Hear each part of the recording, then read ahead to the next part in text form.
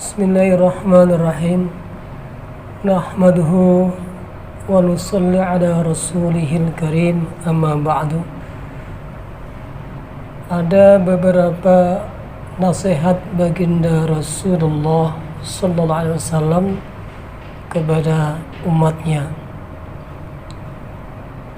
Hadisnya berbunyi, An Ubadah bin Samit radhiyallahu anhu qala awsani khalili Rasulullah sallallahu alaihi wasallam bi sab'i khisalin faqala la tushriku billahi syai'a wa in quti'tum aw hurriqtum aw sulibtum wala tatruku as-salata muta'ammidina faman tarakaha muta'ammidan faqad kharaja minal millah wala tarkabul ma'siyata fa innaha sakhatullah wala tashrabul khamra fa innaha ra'sul khataya kulliha.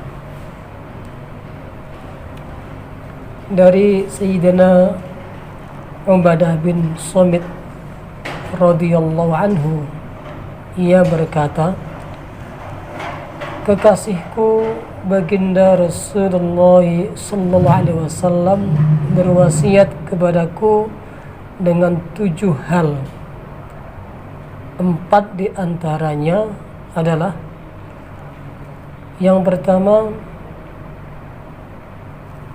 la tusyriku billahi syai'an wa in quti'tum aw hurriqtum aw sulibtum. Janganlah menyekutukan Allah subhanahu wa ta'ala dengan apapun, walaupun kamu dipotong-potong, dibakar, atau disalib. Masya Allah, ini kita dipesankan oleh Nabi, jangan sekali-kali berbuat menyekutukan Allah, membuat tandingan selain Allah, berbuat syirik kepada Allah, menduakan Allah.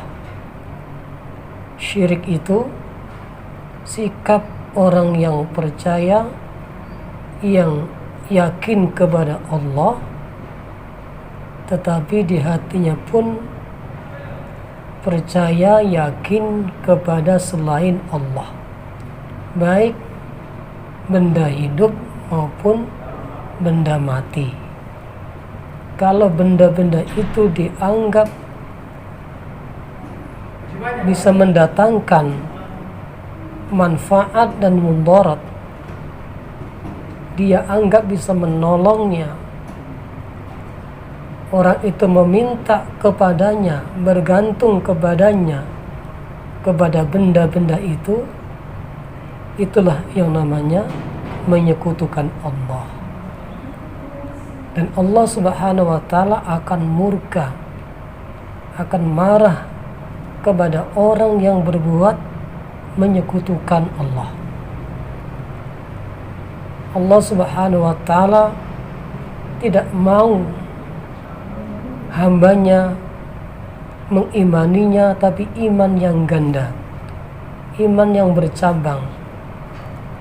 Allah hanya menerima keyakinan atau iman yang murni, yang yakin sepenuhnya hanya kepada Allah saja. Jangan dibagi-bagi. Iman tidak boleh bercabang. Selain percaya, yakin kepada Allah, juga yakin percaya kepada selain Allah. Allah akan marah dengan hamba yang punya iman ganda, yakin ganda. Sehingga Nabi berpesan jangan menyekutukan Allah dengan apapun, walaupun kamu dipotong-potong, walaupun kamu dibakar, walaupun kamu disalib. Yakinlah kepada Allah, murnikan iman kamu. Ini wasiat Nabi yang pertama. Kemudian pesan atau nasihat wasiat Nabi yang kedua adalah wala tatrukus salata muta'ammidina faman tarakaha muta'ammidan faqad kharaja minal millah. Pesan yang kedua adalah janganlah meninggalkan sholat 5 fardu. Jangan meninggalkan sholat wajib 5 waktu secara sengaja. Karena barang siapa yang sengaja meninggalkan sholat, sungguh ia telah keluar dari agama. Menurut jumhur ulama Ahlus Sunnah wal Jamaah, maksudnya ialah keluar dari amalan agama, bukan bermakna dia sudah bukan seseorang muslim. Ini menurut jumhur kebanyakan ulama. Hadirin yang berbahagia, sungguh sangat besar dosa orang yang meninggalkan sholat wajib. Jangan sekali-kali kita coba-coba meninggalkan sholat 5 waktu, apapun alasannya. Bagaimanapun sibuknya kita dalam beraktivitas, bagaimanapun capeknya kita, bagaimanapun banyaknya problem kita, tetap sholat 5 waktu tetap kita jaga.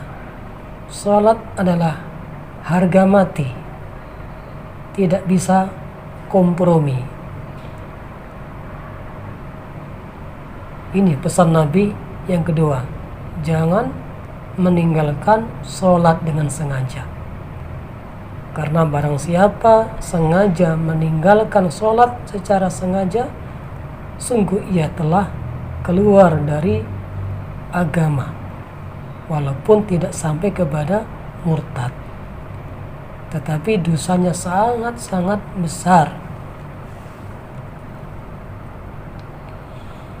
Kemudian wasiat atau pesan Nabi, nasihat Nabi yang ketiga adalah wala tarkabul maksiyata fa innaha sakhatullah. Janganlah bermaksiat, karena maksiat itu menyebabkan murka Allah Subhanahu wa ta'ala.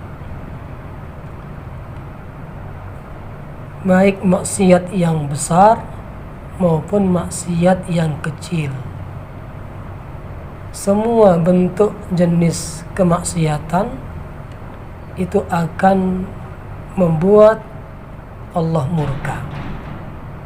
Kemaksiatan yang dilakukan oleh seseorang itu mengundang amarahnya Allah, mengundang murka Allah. Orang beriman yang imannya baik tidak pernah meremehkan kecilnya dosa. Orang beriman yang imannya baik, bukan kecilnya dosa yang ia lihat, tetapi kepada siapa saya bermaksiat.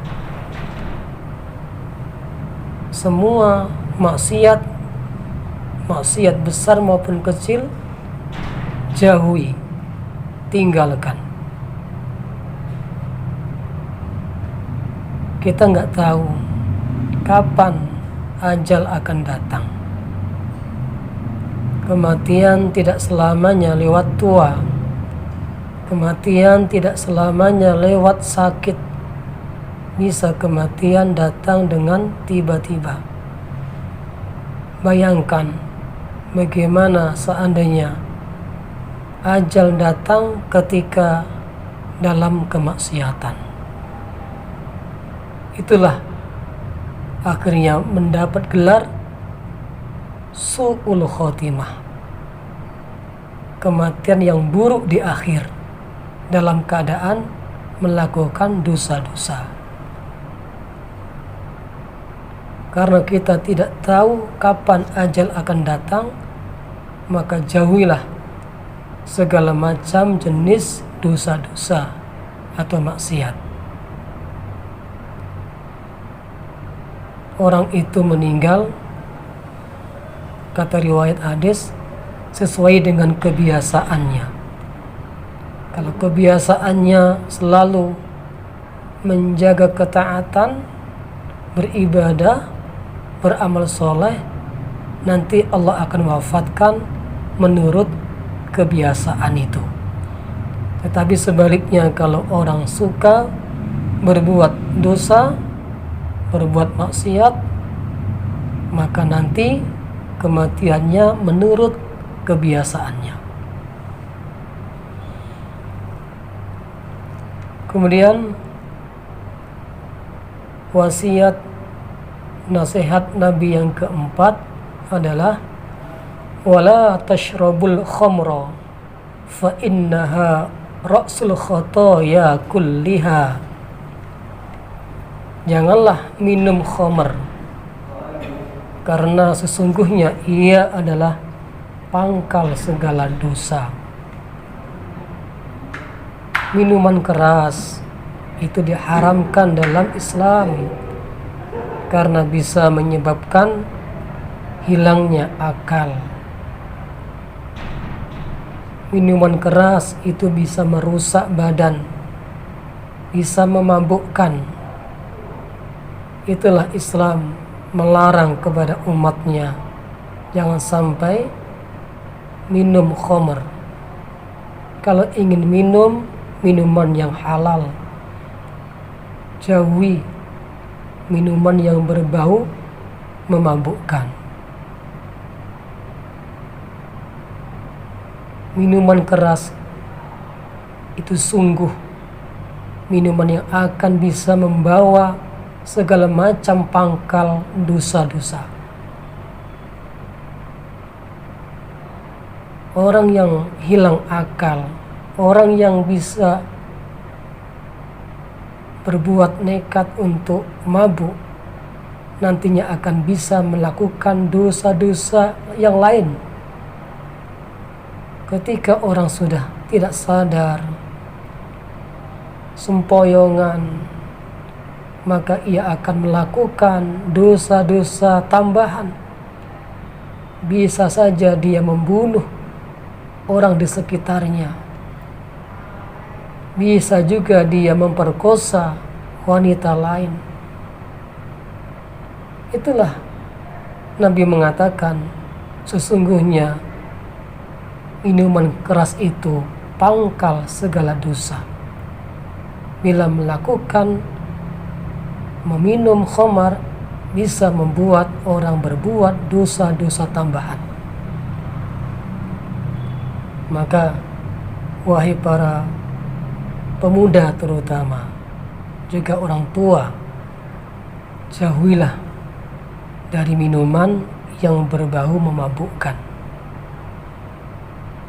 Hindari, jauhi, tinggalkan kawan-kawan yang mengajak kepada perbuatan yang seperti ini. Ini hadis diriwayatkan oleh Tabrani dari kitab At-Targhib.